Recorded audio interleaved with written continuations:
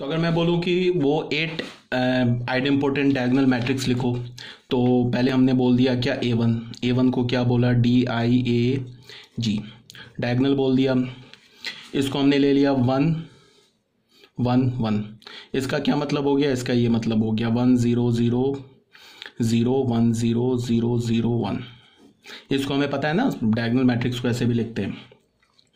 A2 क्या हो गया, फिर ये हो गया DIAG, ये हो गया। अब इसको चेंज करते जाओ, जीरो एक बार फिर हमने 0 0 ले लिया, 0 0 0। फिर A3 क्या हो गया, A3 हो गया डायगोनल ऑफ 1 डाला, यहाँ 0 डाला, यहाँ 0 डाला।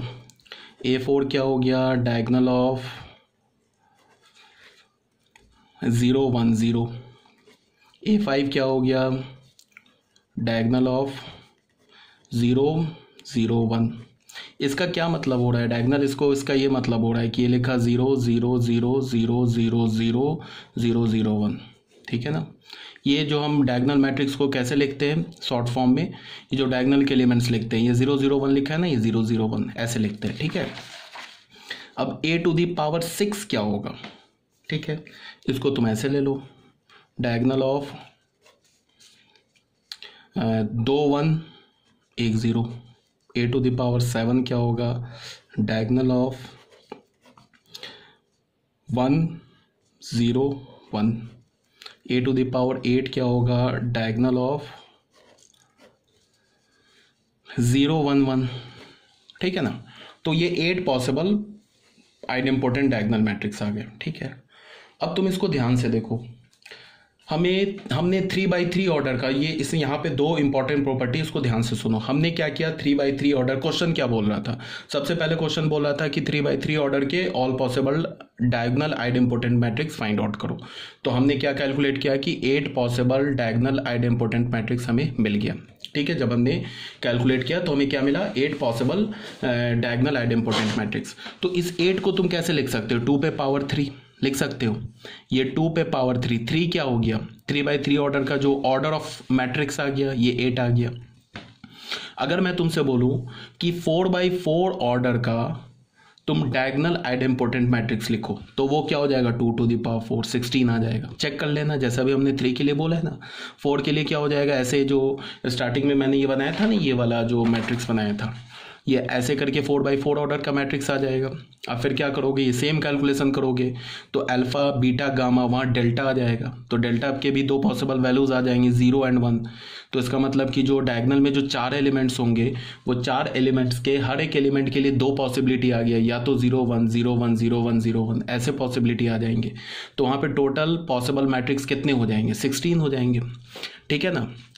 तो अब अगर मैं बोलूं कि तुम्हें find diagonal idempotent matrix of order 5, तो वो क्या हो जाएगा, 2⁵ 32 हो जाएगा। अगर मैं बोलूं कि find diagonal idempotent matrix of order n, find all possible diagonal idempotent matrix of order n, तो उसका वैल्यू क्या हो जाए, 2⁵n। फॉर्मूला बन गया ना। ये सब मैं रफ में लिख रहा हूँ क्योंकि मैंने ऑलरेडी नोट्स में लिख रखा है, ठीक है। तो ये बात हो गई, ठीक है। दूसरी बात यहाँ पे क्या है कि तुम इसको ऐसे देखो कि हम डायगोनल मैट्रिक्स का डिटर्मिनेंट कैसे निकालते हैं। सिंपली क्या करते हैं, उसके डायगोनल एलिमेंट्स को मल्टीप्लाई कर देते हैं। ये A1 हमारा डायगोनल मैट्रिक्स, ये डायगोनल मैट्रिक्स है ना। अगर मैं बोलूँ यहाँ से कि डिटर्मिनेंट ऑफ A1 क्या होगा, सिंपली इसके डायगोनल एलिमेंट को मल्टीप्लाई कर देंगे तो 1 हो जाएगा। अगर मैं बोलूँ कि डिटर्मिनेंट, यहाँ से मैं बोलूँ कि डिटर्मिनेंट ऑफ A2 क्या हो जाएगा, तो डायगोनल एलिमेंट को मल्टीप्लाई कर देंगे, 0 हो जाएगा। अब तुम ध्यान से देखो, इसका भी डिटर्मिनेंट 0 0 0, बिकॉज डायगोनल में क्या आ रहा है, 0 आ रहा है। तो जब तुम मल्टीप्लाई करोगे तो 0 आ जाएगा, सारे का डिटर्मिनेंट 0। तो इस 8 जो मैट्रिक्स मिला हमें, इस 8 मैट्रिक्स में हमें सिर्फ एक ही ऐसा डायगोनल मैट्रिक्स मिला जो कि नॉन सिंगुलर है, बाकी सारे सिंगुलर मैट्रिक्स आ गए ना। ये वाला मैट्रिक्स हमारा नॉन सिंगुलर मिला, बाकी ये सारे मतलब 2⁻³ - 1 नॉन सिंगुलर मिले, सिंगुलर मिले। एंड 1 मैट्रिक्स जो मिला हमें, एक non singular diagonal idempotent matrix मिला। तो इसी बात को मैं जनरलाइज भी कर सकता हूँ। जनरलाइज कैसे करूंगा कि सबसे पहले अगर बोला जाए कि find all possible diagonal idempotent matrix of order n, तो मैं क्या बोलूंगा, 2⁻n।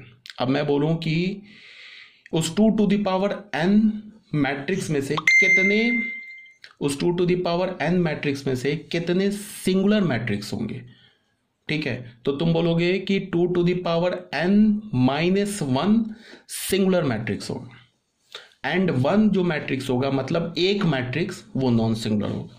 अब बाकी 2n-1 मैट्रिक्स एक कि 2n-1 मैट्रिक्स सिंगुलर होगा and 1 matrix is non singular. ठीक है, ज़्यादा बोल दिया। देखो इसी बात को देखो, यहाँ पे बच्चे लिखा हुआ है, देख लो ध्यान से। इसी बात को यहाँ पे मैंने एक्सप्लेन किया हुआ है। ए स्क्वायर को मैंने ए बोला, ये कैलकुलेट किया, यहाँ से अल्फा के अल्फा बीटा गामा के दो पॉसिबल वैल्यूज आ गए। तो यहाँ पे मैंने क्या लिखा, number of diagonal idempotent matrix 8 हो गया। इसी बात को यहाँ पे मैंने एक्सप्लेन कर रखा है। ठीक है, ये सिंगुलर हो गया, ठीक है, ये नॉन सिंगुलर हो गया, बाकी सारे सिंगुलर हो गए। तो हमें क्या मिला, इस 8 मैट्रिक्स में से एक ही मैट्रिक्स हमें क्या मिला, नॉन सिंगुलर, और बाकी सारे क्या मिल गए, सिंगुलर मिल गए। और दूसरी बात, जो नॉन सिंगुलर मिला डायगोनल आइडेम्पोटेंट मैट्रिक्स, वो भी क्या मिला हमें, वो भी हमें आइडेंटिटी मैट्रिक्स मिला।